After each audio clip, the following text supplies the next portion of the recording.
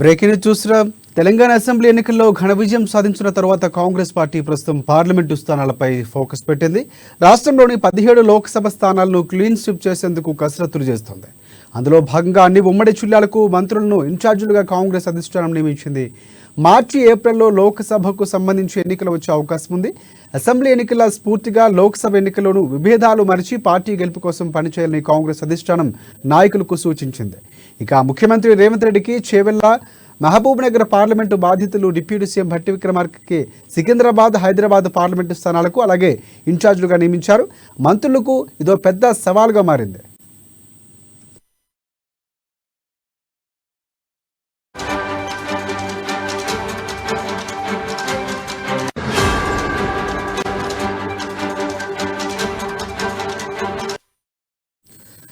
Breaking news చూస్తున్నాం. Telangana assembly ఎన్నికల్లో ఘన విజయం సాధించిన తర్వాత కాంగ్రెస్ పార్టీ ప్రస్తుతం పార్లమెంటు స్థానాలపై స్పెషల్గా ఫోకస్ పెట్టింది. రాష్ట్రంలోని 17 లోక్సభ స్థానాలకు సంబంధించి క్లీన్ స్వీప్ చేసేందుకు కసరత్తులు చేస్తోంది.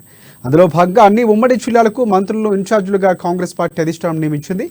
మార్చి ఏప్రిల్లో లోక్సభకు సంబంధించి ఎన్నికలు వచ్చే అవకాశం ఉంది.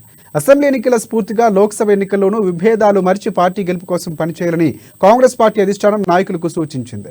ఇక ముఖ్యమంత్రి రేవంత్ రెడ్డికి చేవెళ్ల, మహబూబ్ నగర్ పార్లమెంటు బాధ్యతలు అప్పగించింది. అలాగే డిప్యూటీ సీఎం భట్టికి సికింద్రాబాద్, హైదరాబాద్ పార్లమెంటు స్థానాలకు ఇన్ఛార్జీలుగా నియమించారు. ఇక మంత్రులకి ఇదో పెద్ద సవాల్గా మారింది. ఇక దీనికి సంబంధించి పూర్తి అప్డేట్స్ అందించేందుకు మా ఇన్పుట్ ఎడిటర్ శ్రీనివాస్ మనకి లైవ్లో మరిన్ని అప్డేట్స్ అందిస్తారు. ఎస్ శ్రీనివాస్, చెప్పండి. అంత ముందు నుంచి కూడా కాంగ్రెస్ పార్టీ ఒక పంతాలా వెళ్తుంది. ఇక్కడ కూడా కొత్తగా వ్యూహాలు ఏమైనా రచించే అవకాశం కనిపిస్తూ ఉందా? రైట్ రాజశేఖర్, ఏదైతే అసెంబ్లీ ఎన్నికలు పూర్తయి కాంగ్రెస్ పార్టీ అధికారంలోకి చేపట్టిన తర్వాత ఇక అసెంబ్లీ ఎన్నికల స్ఫూర్తిని లోక్సభ ఎన్నికల్లో కూడా కనబరచాలి అని చెప్పేసి కాంగ్రెస్ పార్టీ భావిస్తుంది. ఏదైతే తెలంగాణలో 17కు 17 అసెంబ్లీ పార్లమెంటు స్థానాలను కూడా పార్టీ కైవసం చేసుకునే దిశగా అడుగులు వేస్తుంది, వ్యూహరచన చేస్తుందని చెప్పొచ్చు. అందులో భాగంగానే ఇప్పటికే పార్లమెంటు స్థానాలకు సంబంధించి ఇన్ఛార్జీలను కూడా కాంగ్రెస్ పార్టీ ప్రకటించింది. ముఖ్యంగా ముఖ్యమంత్రి రేవంత్ రెడ్డి మీద తెలంగాణ రాష్ట్రానికి సంబంధించి పార్లమెంట్ ఎన్నికల్లో అన్ని స్థానాలు గెలుపు కోసం ఒక బాధ్యతనైతే పెట్టారని చెప్పొచ్చు. అయితే ప్రధానంగా చూసుకుంటే కనుక మంత్రులందరికీ కూడా ఉమ్మడి జిల్లాల బాధ్యతలను అప్పగించడం జరిగింది. ఖచ్చితంగా ఏదైతే ఈ మంత్రులందరూ కూడా పార్లమెంట్ ఎన్నికల్లో కాంగ్రెస్ పార్టీ పర్ఫార్మెన్స్ ఖచ్చితంగా అక్కడ కనిపించాలి, చూపించాలి, ఎన్నికల్లో విజయం సాధించాలి, 17కి 17 స్థానాలు కూడా టార్గెట్గా పనిచేయాలని చెప్పేసి కూడా మంత్రులకంతా కూడా కేంద్ర పార్టీ సూచనలు చేసింది.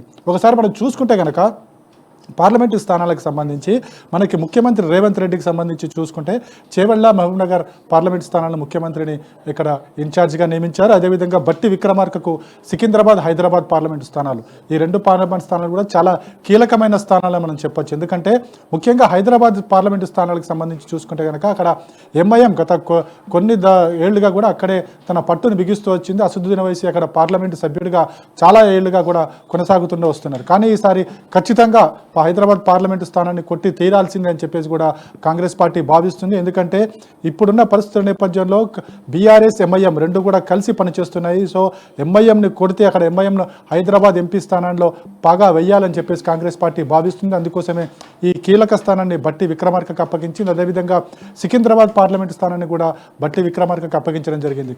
ఈ 2 స్థానాల్లో కూడా ఖచ్చితంగా విజయం సాధించే దిశగా భట్టి విక్రమార్కకు పనిచేయాలని చెప్పేసి కూడా ముఖ్య డిప్యూటీ సీఎంకు కేంద్ర పార్టీ సూచనలు చేసింది. అదేవిధంగా మనం చూసుకుంటే కనుక పొంగులేటి శ్రీనివాస్కి ఖమ్మం, అదేవిధంగా మహబూబాబాద్ పార్లమెంటు స్థానాలు కేటాయించారు. నిజంగా చూసుకుంటే కనుక ఏదైతే ఖమ్మం ఉమ్మడి జిల్లాకు సంబంధించి కూడా అప్పుడు పొంగులేటి శ్రీనివాసరెడ్డి అసెంబ్లీ ఎన్నికల్లో కనబరిచిన ఏదైతే వ్యూహాత్మక ధోరణి ఉందో అక్కడ కాంగ్రెస్ పార్టీ మెజారిటీ స్థానాలు కైవసం చేసుకోవడం జరిగింది. సో ఇదే స్ఫూర్తితో ఈ పార్లమెంట్ ఎన్నికల్లో కూడా పనిచేయాలని చెప్పేసి పొంగులేటికి మనకి ఖమ్మం, అదేవిధంగా మహబూబాబాద్ స్థానాలు కేటాయించడం జరిగింది. అదేవిధంగా ఉత్తమ్ కుమార్ రెడ్డికి నల్గొండ స్థానాన్ని కేటాయించారు.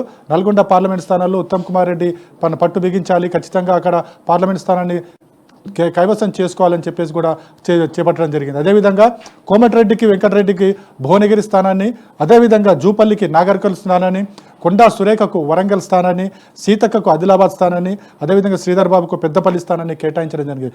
ఇప్పటికైతే 9 మంది మంత్రులకు, ముఖ్యమంత్రితో కలుపుకుని 9 మంది మంత్రులకు 12 పార్లమెంటు స్థానాలకు సంబంధించి ఏదైతే ఇన్ఛార్జిగా నియమించడం జరిగింది. భవిష్యత్తులో మరికొందరికి బాధ్యతలు అప్పగించే అవకాశం ఉంది. అయితే మొత్తానికి చూసుకుంటే కనుక ఈ అసెంబ్లీ ఎన్నికల నేపథ్యంలో కాంగ్రెస్ పార్టీ ఏదైతే వ్యూహాత్మక ఎత్తుగడలు రచిస్తూ కాంగ్రెస్ పార్టీ విజయానికి దోహదపడ్డదో అదేవిధంగా ఈసారి పార్లమెంట్ ఎన్నికల్లో కూడా కొద్దిగా వ్యూహం చేంజ్ చేసి ఖచ్చితంగా 17 స్థానాలు కూడా తమ ఖాతాలో వేసుకుందుకు కాంగ్రెస్ పార్టీ వ్యూహరచన చేస్తుంది. అందుకోసమే ప్రతి పార్లమెంటు స్థానాన్ని కూడా చాలా సీరియస్గా తీసుకుంది. అందుకోసమే మంత్రులకు బాధ్యతలు అప్పగించారు, వాళ్ళకి టార్గెట్లు కూడా పెట్టడం జరిగింది. ఖచ్చితంగా నేటి నుంచి చూసుకుంటే కనుక పార్లమెంటు స్థానాల మీద దృష్టి పెట్టాల్సిందే అని చెప్పేసి కూడా సీరియస్గా చెప్పడం జరిగింది. ఎందుకంటే మనకి మార్చి లేదా ఏప్రిల్లో పార్లమెంట్ ఎన్నికలు రాబోతున్నాయి. అందుకు సంబంధించి కేంద్ర ప్రభుత్వం కూడా కొన్ని సూచనలు కూడా, సంకేతాలు కూడా పంపించింది. సో ఈ నేపథ్యంలోనే కాంగ్రెస్ పార్టీ పూర్తి స్థాయిలో సమాయత్తం అవుతుంది. ఇప్పటికే తెలంగాణకు సంబంధించి చూసుకుంటే కనుక అధికారంలోకి రాగలిగింది. ఎందుకంటే ఇక్కడ గతంలో ఏవైతే విభేదాలు ఉన్నాయో ఈ విభేదాలన్నీ కూడా అసెంబ్లీ ఎన్నికల నాటికి పూర్తిగా నాయకులందరూ కూడా పక్కకు పెట్టారు. కేవలం ఒకే ఒక లక్ష్యంతో కాంగ్రెస్ పార్టీని రాష్ట్రంలో అధికారంలోకి తీసుకురావాలనే ఒకే ఒక లక్ష్యంతో పని చేయబట్టే కాంగ్రెస్ పార్టీ అధికారంలోకి రాగలిగింది.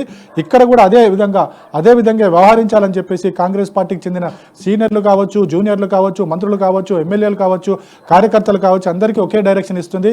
విభేదాలు పక్కకు పెట్టాలి. ఖచ్చితంగా రాబోయే 2024 పార్లమెంట్ ఎన్నికల్లో కేంద్రంలో కాంగ్రెస్ పార్టీ ప్రభుత్వం ఏర్పాటు దిశగా పనిచేయాలని చెప్పేసి కూడా పార్టీ కార్యకర్తలకు, నేతలకు కాంగ్రెస్ పార్టీ ఇప్పటికే సంకేతాలు పంపించింది, తగు సూచనలు కూడా చేస్తుంది. ఏదైతే ఎల్లుండి జరగబోయే నాగపూర్ సభలో కూడా ఇదే సందేశం ఇవ్వబోతున్నారు.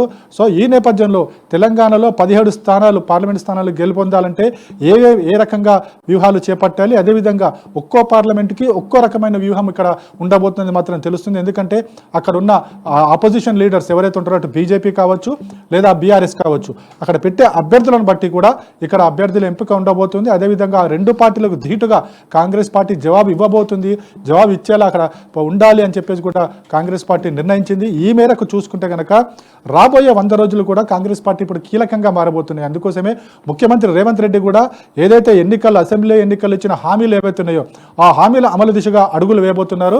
ఇప్పటికే మనకు చూసుకుంటే కనుక 2 గ్యారెంటీలను అమలు చేశారు. ఏదైతే మహిళలకు సంబంధించి బస్సు ఫ్రీ కావచ్చు, లేకపోతే ఆరోగ్యకి సంబంధించి 10 లక్షలకు పెంపు కావచ్చు, ఇవన్నీ కూడా చూసుకుంటే కనుక 100 రోజుల్లో ఈ కార్యక్రమాలని అమలు చేసి పార్లమెంట్ ఎన్నికలకు వెళ్తే కనుక సత్ఫలితాలు ఇస్తుందని చెప్పేసి కూడా కాంగ్రెస్ పార్టీ భావిస్తుంది. అందుకోసమే ఎల్లుండి నుంచి కూడా మరో కార్యక్రమం చేపట్టబోతున్నారు. ప్రజాపాలన ఎల్లుండి నుంచి ప్రారంభం కాబోతుంది. ఈ ప్రజాపాలనలో చూసుకుంటే కనుక ఏదైతే మా ప్రజలు ఏం కోరుకుంటున్నారు, అయితే ప్రధానంగా చూసుకుంటే కనుక గత 10 ఏళ్లుగా కూడా ప్రజలకి కొత్త రేషన్ కార్డు అందని పరిస్థితి. సో రేషన్ కార్డుల పంపిణీ కార్యక్రమానికి సంబంధించి అప్లికేషన్లు తీసుకోబోతున్నారు. అదేవిధంగా ఏదైతే 6 గ్యారంటీలకు సంబంధించి చేయుత పథకం కావచ్చు, లేకపోతే మహిళలకి కార్యక్రమం కావచ్చు, అదేవిధంగా ఏవైతే గతంలో 6 గ్యారంటీలు ప్రకటించారో 6 గ్యారంటీలకు సంబంధించి కూడా అప్లికేషన్లు ఇవ్వబోతున్నారు. ఈ అప్లికేషన్లో అందరూ కూడా వచ్చి తీసుకోవాలి. అదేవిధంగా ఈ పథకాలు ఏవైతే గ్యారంటీలు ఇచ్చామో ఆ గ్యారంటీలు కూడా అమలు చేయాలి అనే ఒక కాన్సెప్ట్తో 28 నుంచి కూడా ఈ కార్యక్రమం ప్రారంభం కాబోతుంది. సో మొత్తానికి చూసుకుంటే కనుక 100 రోజుల్లో ఈ కార్యక్రమాలు 6 గ్యారంటీలు పథకాలు అమలు చేసి తీరాలి. అదేవిధంగా ఎన్నికలకు వెళ్ళాలి, తద్వారా అక్కడ విజయం సాధించాలి అనే ఒక 2-3 స్టెప్స్తోనే కాంగ్రెస్ పార్టీ అడుగులు వేస్తుంది. ఇవి వ్యూహాత్మకంగా అటు బీఆర్ఎస్ని, బీజేపీని దెబ్బ కొట్టే విధంగా ఉండబోతున్నాయి అని చెప్పేసి కూడా కాంగ్రెస్ పార్టీ భావిస్తుంది. రాజశేఖర్. ఒకటి శ్రీనివాస్, ఇంకా 5 స్థానాలకు సంబంధించి ఇంకా ఇన్ఛార్జీలు నియమించినటువంటి పరిస్థితి ఉంది. సో పూర్తిగా కరీంనగర్ లాంటి ప్రాంతానికి సంబంధించి చాలా పోటీ ఉండే అవకాశం కనిపిస్తుంది. గతంలో అక్కడ ఎంపీగా గెలిచినటువంటి బండి సంజయ్కి సంబంధించి కొన్ని ప్రాంతాలు కీలకంగా ఉన్నాయి. సో అందుకనే ఆలోచించి నిర్ణయం తీసుకుంటుంది అనుకోవచ్చు. అలాగే ఇంకొకటి, అంటే ఎవరైతే ఇన్ఛార్జీలు నియమించారో ముఖ్యమంత్రి నుంచి కూడా, సో వీళ్ళందరూ కూడా అభ్యర్థుల ఎంపికలో కూడా భాగస్వాములు అవుతారా? సో ఎలా ఉండబోతుంది అనుకుంటారు?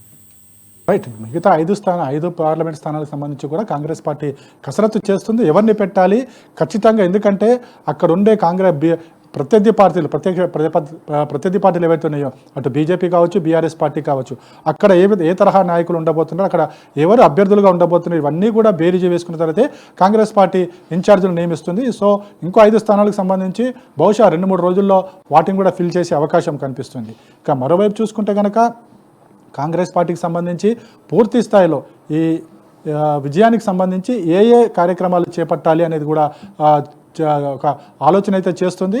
తద్వారా ఖచ్చితంగా ఈ ఎన్నికల్లో స్వీప్ చేయాలి, 17 స్థానాలు స్వీప్ చేయాలని ఒకే ఒక లక్ష్యంతో కాంగ్రెస్ పార్టీ ముందుకు వెళ్తుంది. Rajasekhar. Yes right, thanks for updates. Next మనం మా హైదరాబాద్ ప్రతినిధి హరీష్ మనకి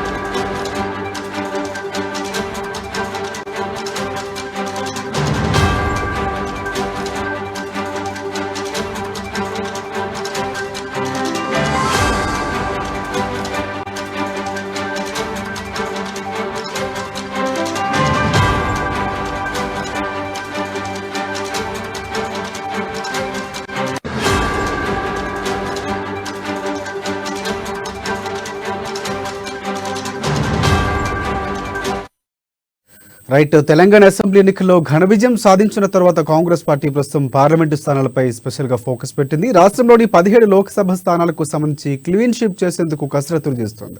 అందులో భాగంగా అన్ని ఉమ్మడి జిల్లాలకు సంబంధించి మంత్రులు ఇన్ఛార్జీలుగా కాంగ్రెస్ పార్టీ అధిష్టానం నియమించింది. మార్చి ఏప్రిల్లో లోక్సభకు సంబంధించి ఎన్నికలు జరిగే అవకాశం కనిపిస్తోంది. అసెంబ్లీ ఎన్నికల స్ఫూర్తిగా లోక్సభ ఎన్నికల్లోనూ విభేదాలు మరిచి పార్టీ గెలుపు కోసం పనిచేయాలని కాంగ్రెస్ పార్టీ అధిష్టానం నాయకులకు సూచించింది. ముఖ్యమంత్రి రేవంత్ రెడ్డికి చేవెళ్ల, మహబూబ్ నగర్ పార్లమెంటు బాధ్యతలు, అలాగే డిప్యూటీ సీఎం భట్టి విక్రమార్కకు సికింద్రాబాద్, హైదరాబాద్ పార్లమెంటు స్థానాలు నియమించారు. ఇక మంత్రులకి ఇది ఒక పెద్ద సవాల్గా ఇప్పుడు మారింది.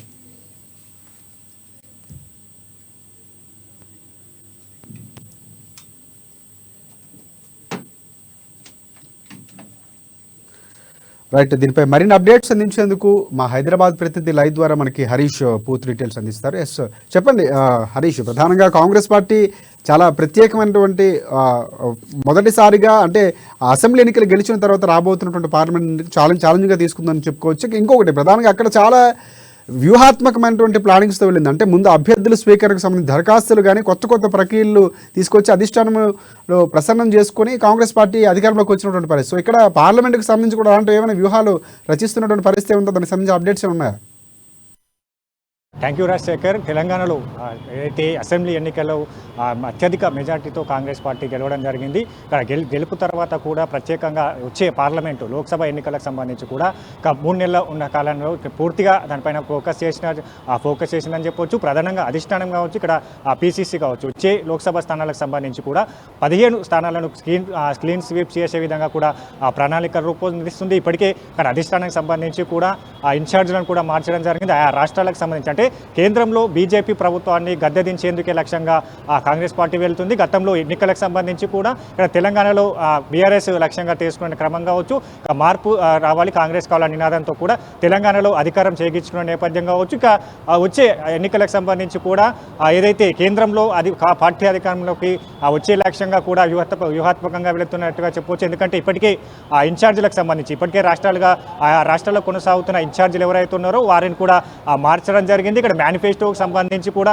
కమిటీ వేయడం జరిగింది. మేనిఫెస్టో కమిటీలో కూడా కీలకమైన సభ్యులను చేర్చడం జరిగింది. ప్రత్యేకంగా ఏదైతే గతంలో బీజేపీ ప్రభుత్వం 2 దఫాలుగా అధికారంలో ఉన్న నేపథ్యం కావచ్చు, వాటి ఏదైతే ప్రజా వ్యతిరేక విధానాలు కావచ్చు, ప్రజలకు ఇచ్చిన హామీలు కావచ్చు, ఇక్కడ తెలంగాణకు సంబంధించి కూడా ఇక్కడ పీసీసీ 17 స్థానాలను క్లీన్ స్వీప్ చేసే విధంగా కూడా ప్రణాళికలు రూపొందిందని చెప్పవచ్చు. ఇప్పటికే ఇక్కడ తెలంగాణకు సంబంధించి కూడా ఏదైతే 17 సెగ్మెంట్లకు సంబంధించి ఇన్ఛార్జీలను కూడా నియామక ప్రక్రియ కొనసాగుతుంది. ఇప్పటికే 12 మందిని కూడా నియమించడం జరిగింది. ఇక్కడ పీసీసీ చీఫ్ రేవంత్ రెడ్డితో పాటు సీఎం రేవంత్ రెడ్డి, అలాగే పీసీసీ చీఫ్ రేవంత్ రెడ్డి కొనసాగుతున్న క్రమం కావచ్చు. ఎన్నికల తర్వాత కూడా పీసీసీని మార్చే అవకాశం కనిపిస్తుంది. దానికంటే ముందుగా పీసీసీని మార్చాలని పైన కూడా ఇక్కడ పీఎస్సీ కమిటీ కూడా నిర్ణయం తీసుకునే అవకాశం కనిపిస్తున్న నేపథ్యం కావచ్చు. ఇంకా నియోజకవర్గాలకు సంబంధించి కూడా ఏదైతే పార్లమెంటు నియోజకవర్గాలకు సంబంధించి కూడా ఇప్పటికే మంత్రులుగా కొనసాగుతున్న వారిని ఆ నియోజకవర్గాలకు అటాచ్ చేస్తూ కూడా పీసీసీ నిర్ణయం తీసుకుంది. ఈ నేపథ్యంలో కూడా అక్కడ ఆ నియోజకవర్గాలకు సంబంధించిన స్థితిగతులు కావచ్చు, ఆ నియోజకవర్గానికి సంబంధించిన కూడా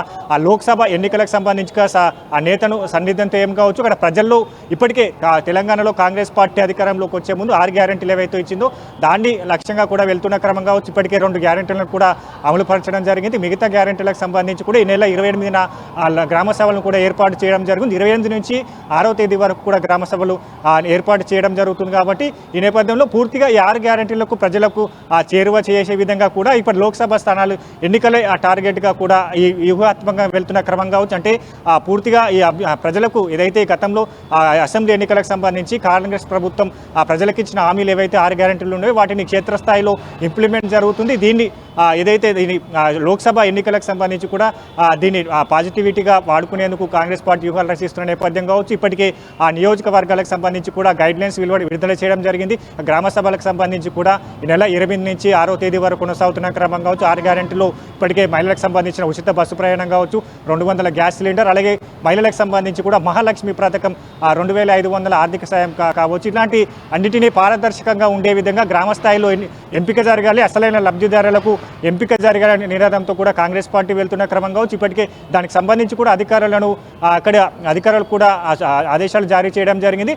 పూర్తిగా ఇక్కడ పార్లమెంట్ ఎన్నికలకు సంబంధించి కూడా ఇప్పటికే తెలంగాణలో కాంగ్రెస్ పార్టీ అధికారంలోకి వచ్చిన నేపథ్యం కావచ్చు. ఇవే పాజిటివిటీ పవనాలను కూడా లోక్సభ ఎన్నికలకు సంబంధించి కూడా విస్తరించేందుకు కావచ్చు. ఇప్పటికే కాంగ్రెస్ పార్టీ రాష్ట్రంలో అధికారం చేపట్టిన నేపథ్యం కావచ్చు. వీటన్నిటిని కాంగ్రెస్ పార్టీలో జోష్ పెరిగిన నేపథ్యం కావచ్చు. వీటిని కంటిన్యూ చేస్తూ లోక్సభ ఎన్నికలకు సంబంధించి కూడా 17 స్థానాలను కూడా స్కీమ్స్ గెలిచే విధంగా కూడా ప్రణాళికలు రూపొందిస్తున్న నేపథ్యం కావచ్చు. రేపు ఏదైతే 28కి సంబంధించి కూడా పెద్ద ఎత్తున కాంగ్రెస్ పార్టీ ఆవిర్భావ సభ ఉన్నది కాబట్టి 131 ఆవిర్భావ సంబంధించి కూడా ఈ సభకు పెద్ద ఎత్తున నాగపూర్లో ఏర్పాటు జరుగుతున్నాయి. నిన్న ఆదిలాబాద్కు సంబంధించి కూడా క్షేత్రస్థాయిలో దీనికి సంబంధించిన కూడా కార్యాచరణకు సంబంధించిన కార్యక్రమాలకు సంబంధించిన ఇంప్లిమెంట్ కావచ్చు, జన సమీకరణ కావచ్చు, వీటన్నిటిని కూడా నిన్న మంత్రుల సమీక్ష జరిగిన నేపథ్యంలో కూడా దీన్ని అంటే ఏదైతే ఈ సభ వేదిక ఈ పార్లమెంటు ఎన్నికలకు సంబంధించి కావచ్చు, ఇప్పుడు జరగబోయే కాంగ్రెస్ పార్టీ ఆవిర్భావ సభ వేదిక కూడా కేంద్ర ప్రభుత్వం గతంలో 2 దఫాలుగా అధికారంలో ఉన్న నేపథ్యం కావచ్చు, వాటి ప్రజలకు ఇచ్చిన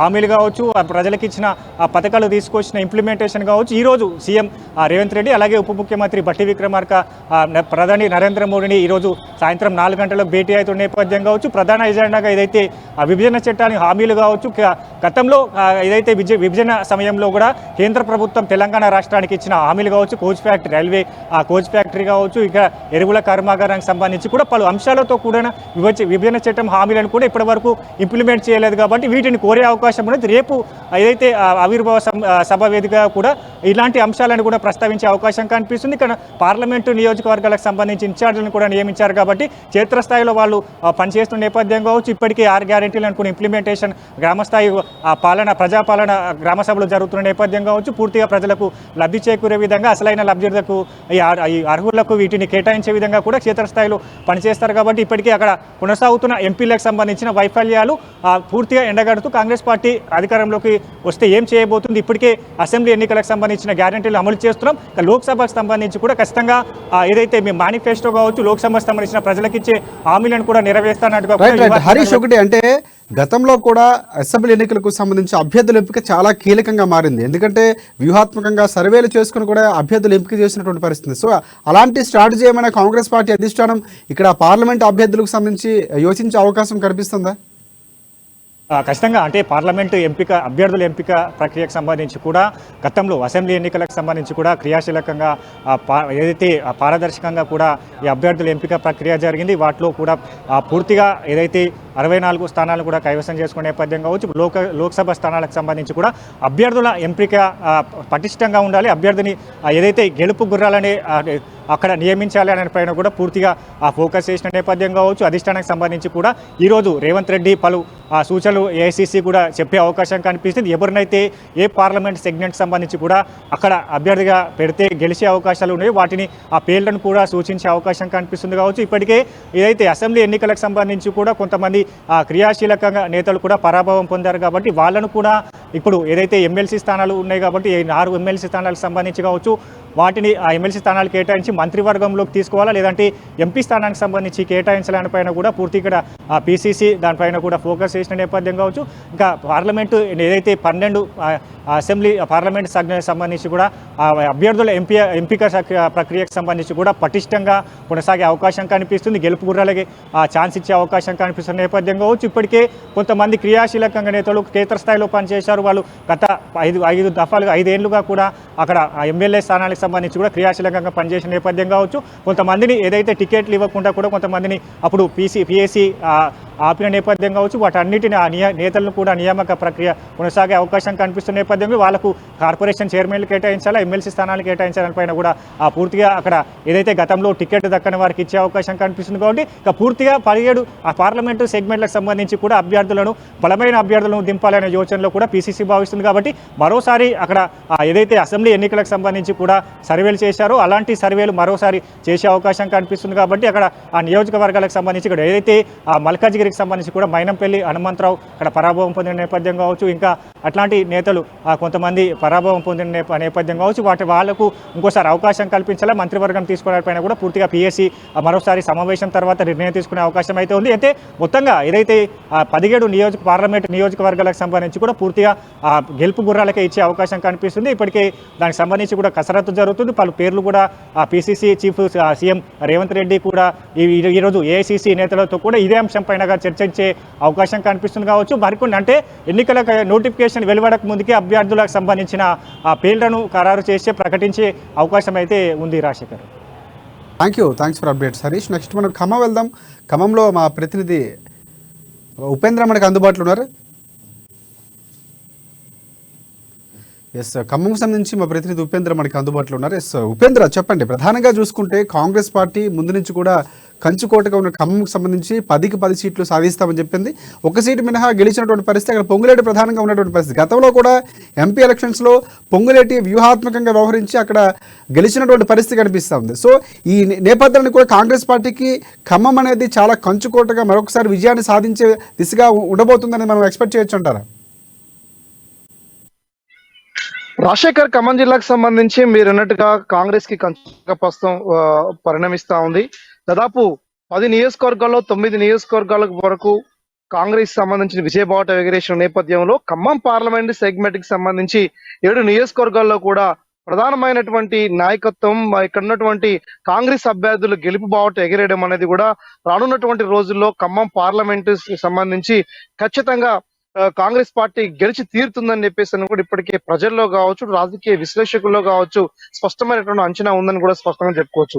ఇదే నేపథ్యంలో కాంగ్రెస్ పార్టీని 6 గ్యారంటీల పథకాలు ఏదైతే తెలంగాణ రాష్ట్రంలో ఆక్సిజన్ ఇచ్చి మరీ అధికారంలో తీసుకొచ్చిందో ఆ రకంగా వాటిని అమలు చేసేందుకోసం కూడా వ్యూహాత్మక అడుగులు వేస్తున్నటువంటి నేపథ్యంలో ఖమ్మం జిల్లా నుంచి ప్రాతినిధ్యం వహిస్తున్నటువంటి 3 మంత్రుల యొక్క ఆలోచనలు కావచ్చు, కొత్తగా ఖమ్మం ఇన్ఛార్జ్ గా ఉన్నటువంటి కోమటిరెడ్డి వెంకటరెడ్డి కావచ్చు, వీళ్ళందరూ కూడా కీలకమైనటువంటి నేతలుగా ఉండడం ఫలితంగా రానున్నటువంటి రోజుల్లో ఖమ్మం పార్లమెంట్ నియోజకవర్గానికి సంబంధించి ఒక కీలకమైనటువంటి ఫలితాన్ని ఇచ్చేటువంటి అవకాశం ఉందిగా స్పష్టంగా చెప్పుకోవచ్చు. ఇదే నేపథ్యంలో అటు ఖమ్మం జిల్లాకు సంబంధించి ఖమ్మం పార్లమెంట్ సెగ్మెంట్ కి సంబంధించి పొంగులేటి శ్రీనివాసరెడ్డిని ఇన్ఛార్జి నియమించగా అటు మహబూబాబాద్ కూడా పొంగులేటి శ్రీనివాసరెడ్డిని 2 చోట్ల కూడా 2 ఎంపీ స్థానాల్లో కూడా పొంగులేటి శ్రీనివాసరెడ్డిని ప్రస్తుతం ఇన్ఛార్జిగా కొనసాగిస్తా ఉన్నారు. దాదాపు గత ఎంపీ ఎన్నికల్లో గెలిచిన తీరు కావచ్చు, పొంగులేటి వ్యూహం కావచ్చు, ఇవన్నీ కూడా రానున్నటువంటి రోజుల్లో మహబూబాబాద్ పార్లమెంట్ కు ఖమ్మం పార్లమెంట్ కి కాంగ్రెస్ అభ్యర్థులు గెలుపు బావట ఎగరేసేందుకోసం కూడా ఉపయోగపడుతుందని వస్తా ఉన్నారు. దాదాపు ఈ నెల 28 నుంచి ఏదైతే కాంగ్రెస్ 1985 డిసెంబర్ 28న మహారాష్ట్ర కేంద్రం బాంబేలో ఏర్పడినటువంటి కాంగ్రెస్ పార్టీ ఉందో, ప్రస్తుతం నాగపూర్ కేంద్రంలో ఈ నెల 28వ తారీఖున తెలంగాణ రాష్ట్రం నుంచి దాదాపు 50,000 మంది పైగా జనాన్ని తరలించి అక్కడ జరిగేటువంటి ఆవిర్భావ వేడుకల్లో పాల్గొనాలని చెప్పేసి కూడా పిఎస్సి తీర్మానం చేసిన నేపథ్యంలో ఖమ్మం జిల్లా నుంచి కూడా ఆ రకమైన భారీ సమీకరణ రానున్నటువంటి రోజుల్లో కేంద్రంలో ఉన్నటువంటి ఇండియా కూటమిని అధికారంలోకి తీసుకొచ్చేందుకోసం కూడా 28వ తారీఖు జరిగేటువంటి భారీ బహిరంగ సభ ఏదైతే ఆవిర్భావ వేడుకలు ఉన్నాయో ఆ వేడుకలకు సంబంధించి కూడా ఖమ్మం జిల్లా నుంచి భారీగా సమీకరించేందుకోసం కూడా కాంగ్రెస్ నేతలు వ్యూహరచనలు ప్రదర్శిస్తా ఉన్నారు. ఇదే నేపథ్యంలో 28 నుంచి జనవరి 6 వరకు కూడా సమగ్ర కుటుంబ సర్వే నిర్వహించే నేపథ్యంలో తెలంగాణ సంబంధించినటువంటి ప్రభుత్వ ఇచ్చిన ఆదేశాలని ఖమ్మం జిల్లాలో ఉన్నటువంటి అందరూ ఎమ్మెల్యేలు, ప్రధానంగా కాంగ్రెస్ ఎమ్మెల్యేలు అలాగే అధికారులు అందరూ కూడా గ్రౌండ్ లెవెల్లోకి వెళ్ళి ప్రజలందరినీ కూడా సమీకరించి ప్రజాపాలన ఎలా ఉంటుందో అని చెప్పేసి అని కూడా ఒక రచ్చబండ కార్యక్రమం నిర్వహించే రూపంలో కూడా ఇప్పటికే వ్యూహరచన చేస్తా ఉన్నారు. ఓవరాల్ గా చూసుకున్నప్పుడు ఈ 6 గ్యారంటీ పథకాలకు సంబంధించి ఏదైతే కాంగ్రెస్ పార్టీ హామీ ఇచ్చిందో తెలంగాణ రాష్ట్రంలోనే ఒక కీలకమైనటువంటి పార్టీకి అవతరించినటువంటి కాంగ్రెస్ పార్టీ దేశ రాజకీయాలకు దిక్సూచి నిచ్చేందుకు వస్తూ అంటే ప్రధానంగా తెలంగాణ రాష్ట్రం నుంచి అత్యధిక ఎక్కువగా ఎంపీ స్థానాలు గెలవాలని చెప్పేసి రూపొందించిందో దాంట్లో భాగంగానే ఖమ్మం మహబూబాబాద్ కంపల్సరీ గెలిపించేసినటువంటిది కూడా ఇప్పటికీ కాంగ్రెస్ ప్రధానమైనటువంటి నాయకత్వం వ్యూహరచన చేస్తా ఉంది. ఈ 6 గ్యారంటీలకు సంబంధించి ఇప్పటికే మహాలక్ష్మిలో భాగంగా అటు ఉచిత బస్ ప్రయాణంతో పాటు రానున్నటువంటి రోజుల్లో గ్యాస్ సిలిండర్ కి సంబంధించినటువంటిది కూడా ప్రజల్లోకి తీసుకెళ్ళాలి సాధ్యమైన తొందరగా అనేటువంటి ఇప్పుడు భావిస్తా ఉంది. దాంతో పాటు రాజీవ్ ఆరోగ్యశ్రీకి సంబంధించి కూడా 5 లక్షల నుంచి 10 లక్షలు పెంచడం ఎన్ని పథకాలు కూడా కాంగ్రెస్ పట్ల విశ్వసనీయతని ఇంకా ప్రజల్లో పెంచుతుందని కూడా స్పష్టంగా చెప్పుకోవచ్చు రాజశేఖర్. ఇదే నేపథ్యంలో ఖమ్మంకి సంబంధించి ప్రధానమైనటువంటి ఓటింగ్ సర్లీ గత ఎన్నికల్లో చూసుకుంటే అసెంబ్లీ ఎన్నికలు బలమైనటువంటి ఓటింగ్ సర్లీ నెలకొన్నటువంటి నేపథ్యంలో ఖమ్మం జిల్లా నుంచి ఎంపీ క్యాండిడేట్ ని అనౌన్స్ చేయటం తోటే దాదాపు భారీ మెజార్టీ గెలిచే అవకాశం ఉన్నటువంటి ఉందని కూడా స్పష్టంగా చెప్పుకోవచ్చు. దాదాపు కేవలం క్యాండిడేట్ ప్రకటన బీఫామ్ ఇచ్చినటువంటి వ్యక్తి ఎవరైతే ఉన్నారో ఎంపీ స్థానాన్ని కూడా తన యొక్క పత్రాన్ని కూడా అందుకునేంత అవకాశం అంత ప్రస్తుతం ఉన్నటువంటి వేవ్ అనేది ఖమ్మం జిల్లాలో కాంగ్రెస్ వేవ్ కొనసాగిస్తుందని కూడా స్పష్టంగా చెప్పుకోవచ్చు.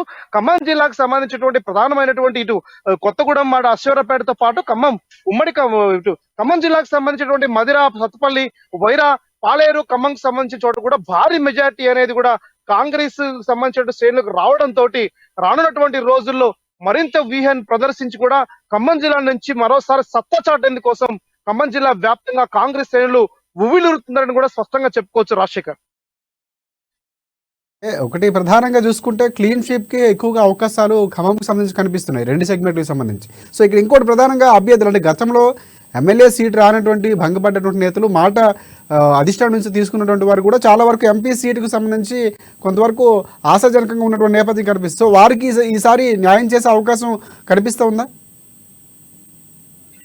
ఎస్ రాజశేఖర్, ఖమ్మం జిల్లాకు సంబంధించి మొదటి నుంచి కూడా ఇక్కడ పోటాపోటీ కాంగ్రెస్ లీడర్లు కూడా ఆశావాహులుగా కొనసాగుతా ఉన్నారు. గతంలో ఎమ్మెల్యే స్థానాల నుంచి కూడా పూర్తిగా వదిలేసి అటు రాయల్ నాగేశ్వరరావు కావచ్చు, జావిద్ కావచ్చు, మువ్వ విజయబాబు, ప్రధానంగా రేణుకా చౌదరి, ఇంకో కీలకమైనటువంటి పేరు వినిపిస్తున్నటువంటి నేపథ్యంలో పొంగులేటి శ్రీనివాసరెడ్డి యొక్క సొంత తమ్ముడితో పాటు బట్టి విక్రమార్కకు సంబంధించి డిప్యూటీ సీఎం గా ఉండి మధుర నియోజకవర్గానికి సంబంధించిన ప్రాతినిధ్యం వహిస్తున్న నేపథ్యంలో బట్టి విక్రమార్క సతీమణి మల్లు నందిని పేరు కూడా ప్రధానంగా పేర్లు వినిపిస్తున్నటువంటి కూడా స్పష్టంగా చెప్పుకోవచ్చు. అయితే ఖమ్మం జిల్లాకు సంబంధించి పేరు ఎవరిదైనా సరే ఐక్యంగా పనిచేయాలని చెప్పేసి అని సఖ్యతని కుదిరించేందుకోసం ఆ రకమైన సంకేతాలు కూడా గ్రౌండ్ లెవెల్లో కొనసాగుతా ఉన్నాయి. అంటే ఇప్పటి వరకు ఏదైతే ఎంపీ స్థానాన్ని కూడా త్యాగం చేసి అంటే ఎమ్మెల్యే స్థానాన్ని త్యాగం చేసి ఎంపీ అవకాశాలు రాని చెప్పేసి భావిస్తున్న నేతలు ఎవరైతే ఉన్నారో ఇప్పటికే ప్రజల్లోకి వెళ్ళి పనిచేస్తా ఉన్నారో ఆ మేరకు ఖమ్మం జిల్లాలో ఉన్నటువంటి కీలకమైన కాంగ్రెస్ నాయకుడు ఖమ్మం జిల్లాకు సంబంధించినటువంటి పార్లమెంట్ లో ప్రాతినిధ్యం వహించగలిగే శక్తి సామర్థ్యాలన్నిటి కూడా ఇప్పటికే గతంలో ఏదైతే సర్వేలు కొనసాగుతా ఉన్నాయో అటు రాహుల్ గాంధీ సర్వే కావచ్చు, అటు రేవంత్ రెడ్డి సర్వే టీం కి సంబంధించిన వ్యవస్థలు ఏవైతే ఉన్నాయో ఇవన్నీ కూడా ఇంటర్నల్ గా సర్వే చేస్తున్నట్టుగా మనకు సమాచారం లభిస్తుంది. ఎవరైతే ఖచ్చితంగా ఈసారి గెలుపు బావుట ఎగురేస్తూ ప్రజా సమస్యల పట్ల అవగాహన ఉందో, రాజకీయంగా ఖమ్మం జిల్లా మొత్తం కూడా కమాండ్ చేయగల శక్తి ఎవరికి ఉందో ఇవన్నీ కూడా పరిశీలిస్తా ఉన్నారు. అలా చూసుకున్నప్పుడు ప్రముఖమైన నేతల పేర్లు ఇప్పటికే వినిపిస్తా ఉన్నాయి. అయితే ఈ రూపం అంటే ప్రధానంగా క్యాండిడేట్ అనౌన్స్మెంట్ అనేది సాధ్యమైన తొందరగా చేయాలని చెప్పేసి కూడా కాంగ్రెస్ పిఎస్సి ఇప్పటికే ఆ రకమైన తీర్మానం చేసి హైకమాండ్ కు పంపించడం నేపథ్యం కూడా కనబడతా ఉంది. అయితే ఖమ్మం జిల్లాకు సంబంధించి ఎవ్వరు పోటీ చేసినా, సాధారణమైనటువంటి వ్యక్తి పోటీ చేసినా కాంగ్రెస్ నుంచి ఖచ్చితంగా ఈసారి పార్లమెంట్ లో ప్రాతినిధ్యం వహిస్తాడని చెప్పేసినటువంటిది కూడా ఇప్పటికే ధీమా వ్యక్తం చేస్తూ కాంగ్రెస్ శ్రేణులు ప్రజల్లోకి వెళ్ళి పనిచేస్తా ఉన్నారు Rajasekhar. Right, thanks for updates Upendra.